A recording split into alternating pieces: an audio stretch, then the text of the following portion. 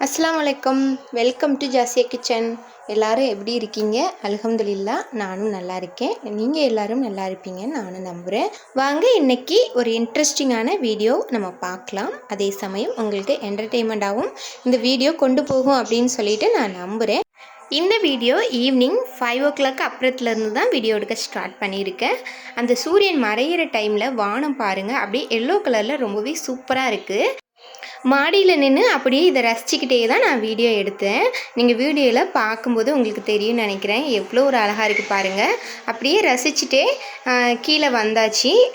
Husband வந்து வரும்போது டீக்கு வந்து ஸ்நாக்ஸ் கொஞ்சம் வாங்கிட்டு வந்திருந்தாங்க. அப்புறம் ஸ்வீட் பணியாரம், பஜ்ஜி, அதுக்கப்புறம் உளுந்த வடை, கார வடையெல்லாம் வாங்கிட்டு வந்திருந்தாங்க. இஞ்சி தட்டி போட்டுச்சிட்டாங்க. ஒரு டீ போட்டுட்டு இந்த ஸ்நாக்ஸோட சூப்பராக சாப்பிட்டுட்டோம். இனிப்பு பணியாரம் ரொம்ப நல்லா இருந்துச்சு. பாப்பாக்குமே ரொம்ப பிடிச்சிருந்தது, ரொம்ப விரும்பி சாப்பிட்டா. நம்ம வீட்டில் இப்போதைக்கு ஒரு பூனைக்குட்டி தான், அந்த பிளாக் அண்ட் ஒயிட்டில் இருக்குது பார்த்தீங்களா, அதுதான் நம்ம வீட்டு பூனைக்குட்டி. அது மட்டும்தான் இருந்துச்சு. அதுக்கு கூட உள்ள பூனைக்குட்டி எல்லாமே 2-3 மிஸ் ஆயிடுச்சு. அதுக்கப்புறமா ஒரு பூனைக்குட்டி வந்து செத்து போச்சு. நாய் வந்து கடிச்சிருச்சு. நம்ம ஆசையாக வளர்த்த பூனை அது இறந்து போச்சு அப்படின்னு சொல்லும்போது மனசுக்கு ரொம்பவே கஷ்டமாக தான் இருக்கும். நான் வளர்த்த பூனைக்குட்டி குட்டியிலேருந்தே நம்ம கூடவே இருந்து வளர்ந்துட்டு திடீர்னு ஒரு நாள் அது இல்லை அப்படின்னு சொல்லும்போது அது ரொம்பவே மனசுக்கு கஷ்டமாக இருக்கும். அதுலேருந்து வெளியில் வர்றதுக்கே ரொம்ப நாள் ஆச்சு. என்னோடய பூனைக்குட்டியை பற்றி சொல்லணும் அப்படின்னா அதுக்கு ஒரு பெரிய ஹிஸ்ட்ரியே இருக்குது. ஒரு வழியாக இப்போதைக்கு நம்ம வீட்டில் பிளாக் அண்ட் ஒயிட்டில் இருக்கிற அருவி அவள் மட்டும்தான் நம்ம வீட்டில் இருக்கா. இந்த பிஸ்கட் கலரும் வெள்ளை கலரும் கலந்து மிக்ஸாக இருக்கிற இந்த பூனைக்குட்டி இன்றைக்கி தான் வரும்போது தூக்கிட்டு வந்தாங்க. நம்ம தெரிஞ்ச ஒருத்தவங்க வீட்டில் அதுவா தானாகவே வந்து வளர்ந்து பால் குடிச்சிட்டு அங்கேவே சுற்றி சுற்றி வளர்ந்துக்கிட்டு இருந்துச்சான். இவங்க பார்த்த உடனே நம்ம ஆல்ரெடி வளர்த்த பூனைக்குட்டி மாதிரியே இருக்குன்னு சொல்லி தூக்கி கையில் வைக்கவும் அது இறங்கி போகவே இல்லையா, நல்லா செட் ஆகிக்கிச்சின்னு சொன்னாங்க. அதோடு அதை விட்டுட்டு வர மனசு இல்லாமல் வீட்டுக்கு கூட்டிகிட்டு வந்தாங்க. அதனால தான் 2 பேரும் உருன்னு முறைச்சி பார்த்து சண்டை போட்டுக்கிட்டு இருக்காங்க. செட் ஆகிறதுக்கு கொஞ்சம் டைம் ஆகும். அதுக்கப்புறம் பார்த்தீங்கன்னா நான் சொன்ன அதே பூனைக்குட்டி கலரில் நம்ம பக்கத்து வீட்டில் இருந்து ஒரு பூனைக்குட்டி, நான் இதுக்கு முன்னாடி வீடியோவில் சொன்னேன் இல்லையா, அதே கலரில் சேம் கலரில் இருக்குது.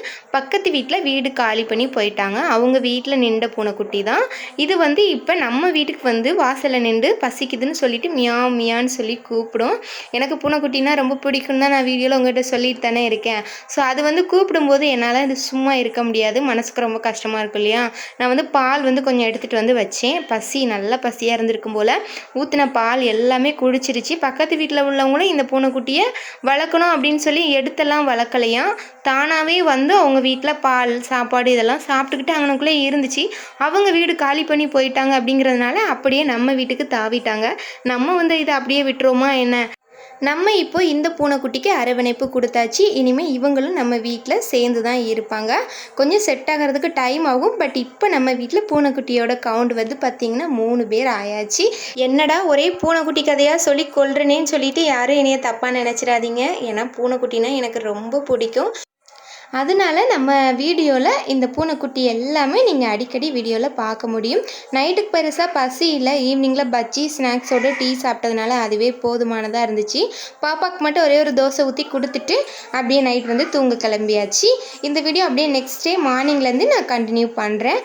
காலையில் 7 மணிக்கெல்லாம் பார்த்திங்கன்னா வெயில் எந்த அளவுக்கு அடிச்சிட்ருக்குன்னு பாருங்கள் வீட்டுக்குள்ளே. ஆனால் நல்ல ஒரு வெளிச்சம், அதோடு சேர்ந்து ஹீட்டுமே அதிகமாக இருந்துச்சு. ஸ்க்ரீனுக்கு அந்த பக்கத்தில் போய் வாசலில் 5 நிமிஷத்துக்கு மேலே நிற்கவே முடியாது. அதுக்கு மேலே நின்று அதிகமாக ஸ்வெட் ஆக ஆரம்பிச்சிரும். ஸோ காலையிலே அந்த வெயிலில் நம்மளோட எனர்ஜியெல்லாம் போயிடும். நான் யதார்த்தமாக தான் வீடியோ எடுத்துக்கிட்டு இருந்தேன். ஆனால் என்னோடய அருவி பாருங்கள், அந்த ஸ்க்ரீனுக்கு அந்த பக்கத்தில் நின்றுட்டு போஸ் கொடுத்துக்கிட்டே இருக்கான்.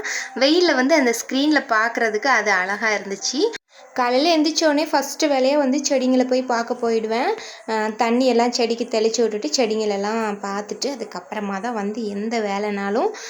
பாப்பா வந்து பார்த்திங்கன்னா கீழே கிடந்த ஒரு ஸ்டிக் எடுத்து வச்சு கையில் சுற்றிட்டே இருக்க பாருங்கள். இதை வந்து சிலம்பம் சுற்றுறதுன்னு சொல்லுவாங்க இல்லையா, அவளுக்கு நாங்கள் யாருமே சொல்லி கொடுக்கல. பட் ஆனால் அது அவளாகவே செய்கிறான்.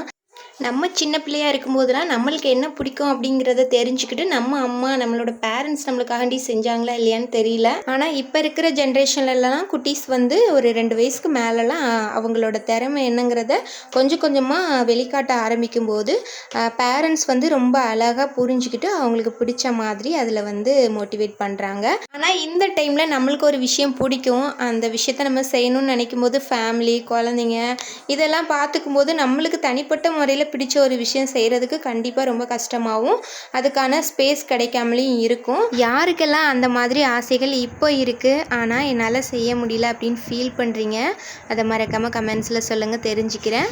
சரி வாங்க, ரொம்ப அதிகமாக வளவலன்னு பேசிகிட்டே இருந்துட்டோம், வீட்டுக்குள்ளே போகலாம். நம்ம கிச்சனுக்குள்ளே வந்தாச்சு.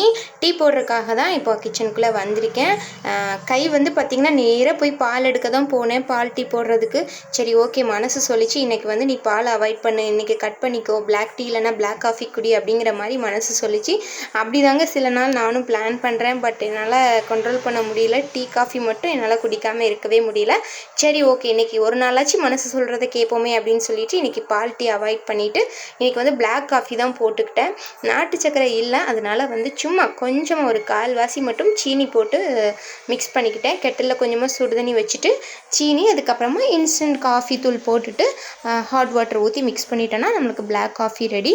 குடிச்சு முடிச்சுட்டு அதுக்கப்புறமா கொஞ்சம் க்ளீனிங் ஒர்க்லாம் பார்த்துட்டு இன்றைக்கி பிரேக்ஃபாஸ்ட்டுக்கு உளுந்து கஞ்சி தான் ரெடி பண்ணியிருந்தேன்.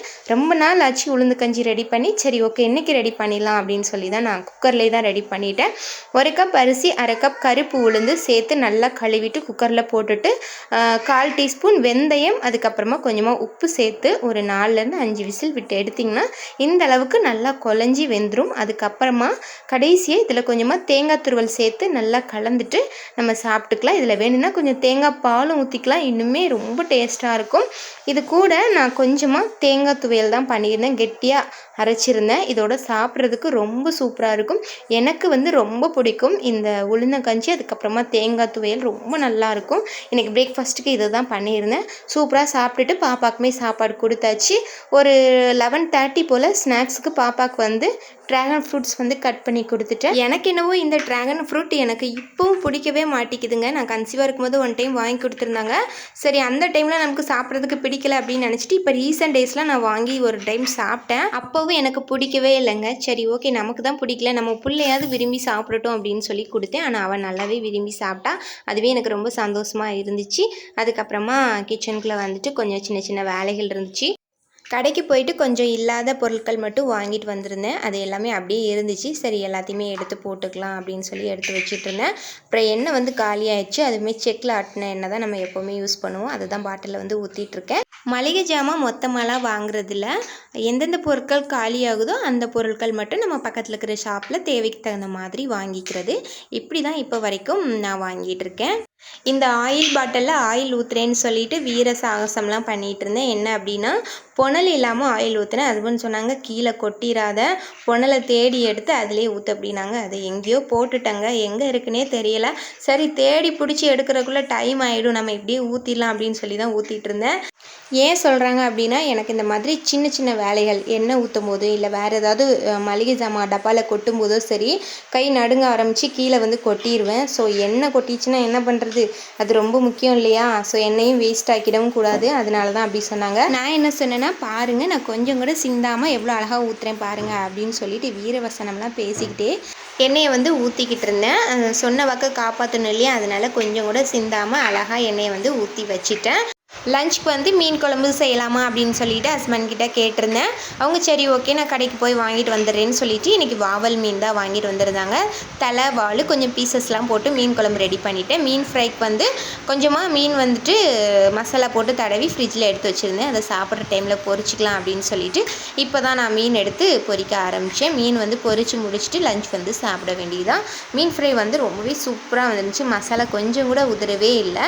எங்கள் வீட்டில் ரீசெண்ட் டேஸில் எல்லாருக்குமே இந்த வாவல் மீன் வந்து ரொம்பவே பிடிக்கும். வாவல் மீனில் இந்த மாதிரி நீங்கள் மீன் பொரித்து சாப்பிட்டிங்கன்னா அந்த டேஸ்ட் வந்து ரொம்ப நல்லாயிருக்கும். மீனெல்லாம் பொரித்து முடிச்சுட்டு சாப்பிட்றதுக்கு எல்லாமே எடுத்து வச்சாச்சு. சூடாக சாப்பிட்டா தானே நல்லாயிருக்கும். பாப்பாவுக்கும் அப்படியே சாப்பாடு கொடுத்துட்டு நானுமே பார்த்திங்கன்னா லஞ்ச் வந்து சூப்பராக சாப்பிட்டு முடிச்சிட்டேன். லஞ்சு சாப்பிட்டு முடிச்சதுக்கப்புறமா ஒரு முக்கியமான வேலை இருக்குது. அது என்ன அப்படின்னா நெய் காய்ச்சிற வேலை தான். சிம்பிள் தான், பட் கொஞ்சம் வேலை ஜாஸ்தியாக இருக்கிற மாதிரி தான் இருக்கும். அது கூடவே வீடியோவும் ரெடி பண்ணிக்கலாம் அப்படின்னு சொல்லி பிளான் பண்ணியிருந்தேன். ஸோ லஞ்சுக்கு அப்புறம் இதை எடுத்தால் தான் கரெக்டாக இருக்கும் அப்படின்னு சொல்லிட்டு பிளான் பண்ணியிருந்தேன். இந்த மாதிரி சின்ன சின்ன பாக்ஸில் வந்து ஸ்டோர் பண்ணி எடுத்திருந்தேன். இந்த டைம் வந்து நெய் ரொம்ப சூப்பராக பெர்ஃபெக்டாக ரெடி ஆயிருந்துச்சு. நல்ல மணமாக இருந்துச்சு. வீட்டில் காய்ச்சின நெய் அப்படின்னாலே அது ஒரு தனி வாசம்தான். இந்த நெய் காய்ச்சின வீடியோ வந்து உங்களுக்கு தனியாக ஒரு வீடியோவாகவே நான் ரெடி பண்ணி அப்லோட் பண்ணியிருக்கேன். நீங்கள் அதில் போய் செக் பண்ணி பாருங்கள். நல்ல டீட்டெயிலாக நான் அதில் உங்களுக்கு ஷேர் பண்ணியிருக்கேன். நெய் காய்ச்சி முடிச்சுட்டு அதுக்குன்னு யூஸ் பண்ண பாத்திரங்கள் எல்லாமே கையோடு கழுவி வச்சுட்டா ரொம்ப ரொம்ப நல்லது. அப்படியே போட்டுட்டோம்னா பிசு பிசுன்னு சிங்க் ஃபுல்லாமே இருக்கும். மற்ற சாமான்லேயும் அப்படி தான் இருக்கும். உடனே கழுவிட்டா ரொம்ப நீட்டாக இருக்கும். இப்போ டைம் பார்த்திங்கன்னா ஒரு 4 மணி ஆகுது. கிட்டத்தட்ட நம்மளோட வேலைகள் எல்லாமே முடிஞ்சிருச்சு. இப்போ நம்ம ஃப்ரீ தான். இனி கொஞ்சம் நேரத்துக்கு நம்ம ரெஸ்ட் எடுக்கலாம். ரிலாக்ஸாக வெளியில் வந்து உட்காந்துட்டேன். அதுக்கப்புறமா கொஞ்சம் நேரம் மாடியில் வந்து அப்படியே கொஞ்சம் நேரம் வேடிக்கை பார்த்துட்டு அதுக்கப்புறமா ஒரு 6 மணிக்கு அப்புறம் தான் நம்ம வந்து மற்ற வேலைகளை பார்க்கணும். இப்போ நம்ம இந்த வீடியோவோட எண்டுக்கு வந்துட்டோம். இந்த வீடியோ உங்களுக்கு யூஸ்ஃபுல்லாகவும் இன்ட்ரெஸ்டிங்காகவும் இருந்திருக்குன்னு நினைக்கிறேன். நான் ஷேர் பண்ண விஷயங்கள் ஏதாவது உங்களுக்கு ஒரு விஷயம் யூஸ்ஃபுல்லாக இருந்தாலும் எனக்கு ரொம்ப ரொம்ப ஹாப்பி தான். இந்த வீடியோ பிடிச்சிருந்தா வீடியோக்கு ஒரு லைக் கொடுத்துட்டு நம்ம சேனலை சப்ஸ்கிரைப் பண்ணிக்கோங்க. இது மாதிரி இன்னும் நிறைய இன்ட்ரெஸ்டிங்கான vlog வந்து தொடர்ந்து பார்க்கலாம். இன்னொரு வீடியோவில் நான் உங்களை மீட் பண்ணுறேன். பாய்.